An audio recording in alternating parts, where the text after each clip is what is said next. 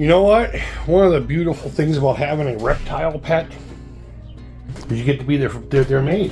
What's up, everybody? Welcome back to the channel. Morning routines, right? Coffee, snake tanks. He, believe it or not, he poops. He poops and he pees once in a while. I mean, we put food in him, something's gonna come out, right? Why am I showing this to you? I don't know. It's something to show you, I suppose. It's a vlog channel. I don't know. So, I figured I'd show you my routine of cleaning Mr. Alucards' bachelor pad here. So the first thing we're gonna do is clean up all the crap in front of here. All my beasts and barbarians. There's Leatherface and his cow, which we'll be painting. We got Michael Myers on a skeletal unicorn, and Rick from Splatterhouse on a Demodog. His Monsieur Jason Voorhees on his wolf with a custom painted mask just like his. We have Frederick Krueger on his. I gotta paint this. I gotta put the red in here somewhere. This is my prize right here. That's my He-Mandalorian. I still need to finish his thigh pieces and then get a small Grogu to go inside. The actual chest plate still works. I just sculpted on top of it, and I left the gun in there for now. Hopefully I'm in camera. I want to get a little Grogu to put in there. So my 3D printer's down. All right, and He-Man Skeletor. I don't have a Panthos, but I do have this. I got it Sabers, and this was actually a friend of mine's childhood battle cat with all of its stuff, and it also came along with the staff. All right, so here we go. First thing I need is a trash can. I just so happen to have one right here, you know. So I'll have the trash can ready. Unlock the cage with this nifty little doohickey. Find out where he is. Find out where he is. He's in the large hide. And it's good that we're doing this too, because he's shed. And it's inside of here, and I want to get that out. Got this at a cemetery. It makes his tank haunted. I actually thought about making a child's book, Alucard's Haunted Terrarium. And it was going to be like this cool thing where spooky things were happening in there. And they thought because of the stick from the cemetery was making things spooky in there, and it turns out that he was just like a bulldozer. He knocks everything over at night when he's crawling around exploring this world. And there's nothing to be afraid of, kind of a situation. Oh, I'm not even showing you the stuff that's in it. What's the point here? Just fall leaves. I have these year round. It's not because fall's coming. And these are just a couple random things I found here and there. Yep, it's a poopy! This is it's foam. I made it because he didn't really have a hide that was. I think it was before I even had the big log. I think we had the small thing. But I made this for him out of a foam dome. It's not a chrome dome, it's a foam dome. It was meant to look like a Mars rock or something like that. But, alright, so we have his water dish, which is a pain in the ass to get to because of, you know, how I have this set up. This needs to be cleaned out daily anyway, so. Now he's going to be getting spooked. He's not going to bite or anything. But he's going to just be feeling uncomfortable and stuff. You need to keep that in mind. I probably should have taken him out first, but. It's just a little ramp that came with. I had him in a tank that I got free from the Stoneham, Massachusetts high school. One summer while they were cleaning things out. They had a whole bunch of stuff, like this rock came with it. This came with it, that water dish. It was a really great tank, but one of these, see how that one's not, there's the school pictures behind there fell onto the screen and ripped a hole in it. So I said, you know, I had a few bucks, I spent the $3.50 for this. And this is more ideal because it holds moisture better, and it keeps it a little darker in there for him for the dark. That's why I make this corner. This should be up like that. And he likes that corner because he's not really in something, but he's still hidden. And I have a t-shirt up on the screen right here, keeping this side as dark as possible so he'll feel comfortable over here, regardless of what's going on inside there. This is what we call the Frankenhide. I just got stuff all over the floor. I got this last Halloween. Pretty cool stuff. And yeah, this rock came with that that thing, and I didn't have it in there for the longest time, but this was so big, I had to fill it with something. So I'm sweeping up the floor of the mess that the Franken had made. I use an aspen bedding. I don't know why, I just like it better. Some people say it's not good for your snake, other people say it's fine. I've had like corn snakes in the past, like fostering. And when I say fostering, I mean like 2-3 years. And I never had any of them have any kind of respiratory issues or anything like that. I suppose if you're having issues like that with your snake, maybe see how often you clean their home. They're trapped inside of a closed box, you know? Now this is the part I hate because it stinks. It stinks all high heaven.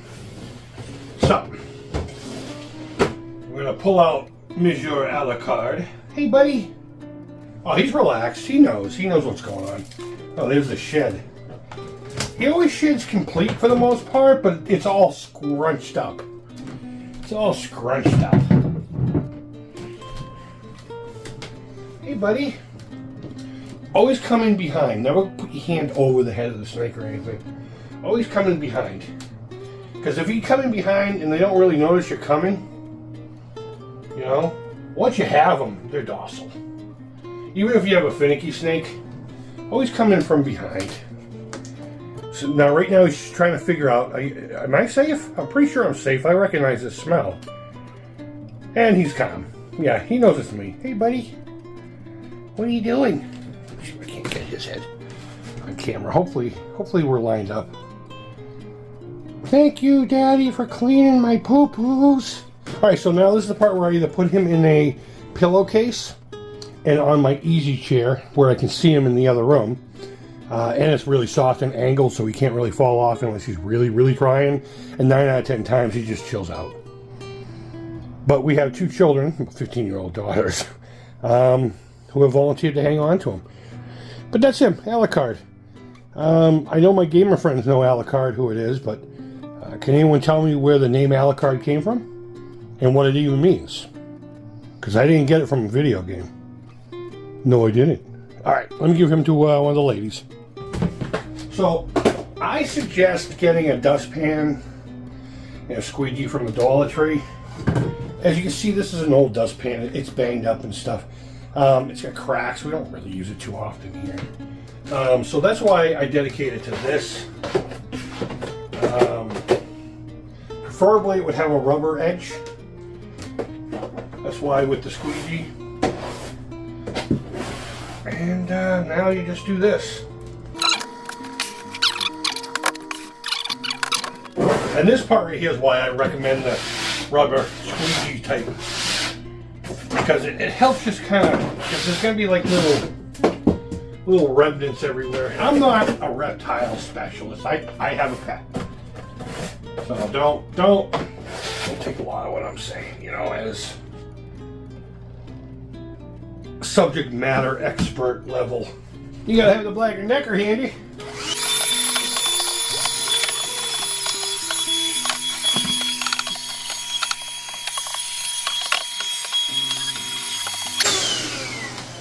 All this effort's worth it, man, because you know what? This dude's not in his wild home where he should be.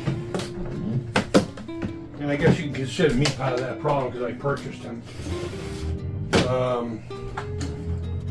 But more importantly, just watching him sometimes, holding him, just hang out. And the reactions I see from people. I look at joy on people's face, even though, you know, they may or may not even look at him. Or hold them, rather. You know, I'm going to get a Lysol wipe and just wipe the bottom. Then I'm going to spray the entire thing inside with Lysol, let it air out, wipe it down. And then we'll come back to put all this stuff back together. So I guess the point I was trying to make a few seconds ago here is he brings me a lot of joy. And given the circumstances, I'm sure he's fine with his circumstances, but doing all this work for him is worth it. I love him so much. And And I know it's not mutual because snakes can't form attachments, but I like to think he does. You know, sometimes the way he behaves, you wonder. And there are times where I'll come close to the tank and I'll start talking and he'll pop his head out. So I don't know if he associates my scent with food, more than likely. But it almost feels like kinships, you know? I really do like making sure he's safe in there. I don't know if it makes him happy or not, but these tracks collect so much stuff. Alright, so now we just spray it with Lysol. And I hit every surface in there with this, a lot of it. And I'm going to be wiping it down with a paper towel before I put it back together anyway. While that was, drying, of course I went over there and washed this. I just use regular hot soap and water.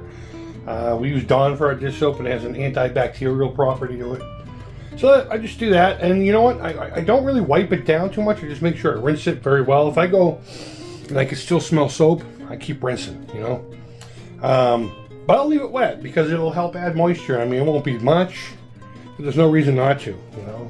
So this is the junk I use for them. Again, some people don't like it. I don't have a problem with it.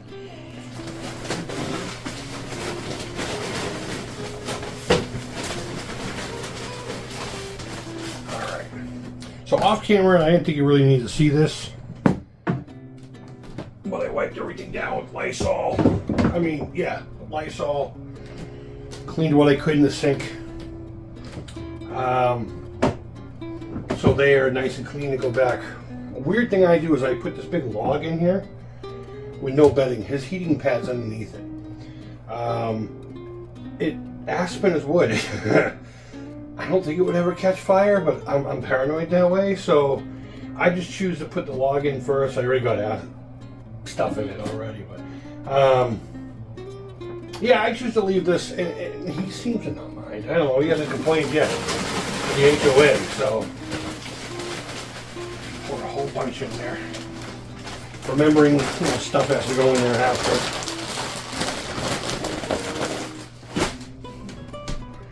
All right, I just spread it. Spread. And plus, I don't know, there's just something about putting the aspen inside the log that just doesn't seem right to me. It just doesn't seem right. I don't know.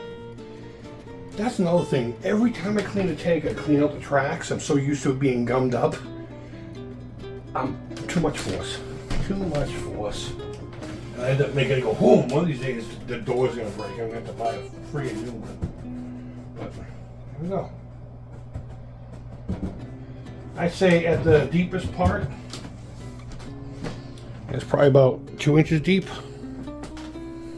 About 2 inches deep or so. You can see right there. You know, because some spots are thinner, some are not. This is my favorite game. I'm trying to remember where everything went. Oh no. It's mainly the water dish. I can never remember which direction to put it in. You know that this guy goes right here. Oh no. Because he does like going in here. It's nice and dark in there, and I can still be able to observe my rad dude. Frankenhide. The Frankenhide. And also, don't use one door to push the other one. I think I've been $300 for the strongest thing in the world. And I like to put this one in kind of like an angle like this. Because it's very important to know where your snake is. So you can, keep an eye on his behaviors. And, if he's in there too long, there's a problem because it's hot, And if the ambient temperature doesn't account for him wanting to hide in a warm place, he could be sick, he could be dead, So I try to look in every one of the hides without disturbing, just so I can keep an idea on what he's doing, I'm not like a snake scientist or anything like that. I'm just a dude who loves his little guy. I think I do. So how it ends up working is the Frankenhead holds the butt of the stick. Yep, this is how I did it. And there's a curve here, and the stick just fits perfect right here. It doesn't wobble or anything. By the way, this stick, when I brought it home, I put it in the oven 250 for about, I did it for an hour. Some people say that's way too much, but keeping an eye on it and the door open slightly to gas it out to kill anything that would be in it. And then I treated it. So when I spray moisture in there, mold doesn't develop on it. I just treated it with a pet safe spray. I don't remember what it was so long ago. You noticing a theme? Safety. It's all about keeping them safe. Next, I put these little green guys in there. The fall leaves around. I think it just looks good. I'll give you guys a close-up. This section here I want to change because I don't like this rock. It takes up too much space. And when I say it takes up space, it's not useful space for the snake. I do still put this there for the, you know, whatever. I have more plans for this side. Especially now that Halloween is coming. We can fill this bowl with water, and I'll show you the final results. And here's the final results. Cue that cool music that you play when you're showing off your home. Like a conceited puke. But you see what I'm talking about? How like you can still see in the hides, but they're hidden, so that dude's comfortable. That's really what it's about: safety and comfortableness. And there's his home. One step I did miss is I didn't use any Windex. I don't spray it on there. I just put like the tiniest bit on a cloth and wipe it. I'm all out of Windex, so I wiped it with the Lysol wipe and left it at that. So there you go. You're getting a view I don't. Inside. Wowee. So guys, I really do appreciate you watching. Seriously. Especially if you watch this entire thing. We got a lot of really fun stuff coming, so if you want to hit that subscribe button, that would be rad. I would wicked appreciate it. I really do want to grow this channel. I have a lot of fun things I want to do. You know, I'll show you the top of the tank while I'm signing out. That piece is available if you're interested. Throw me an offer. But guys, wherever in the world, I hope you're doing well. Leave your feedback. Thumbs up. Thumbs down. All feedback to the Creepers Plaza. Until next time, I make him. Got a bunch of them for sale. I made him. Well, I painted him. I bought him blank. Ninja Mummy. Alright, guys. Take care. Creep it real. He said bye-bye.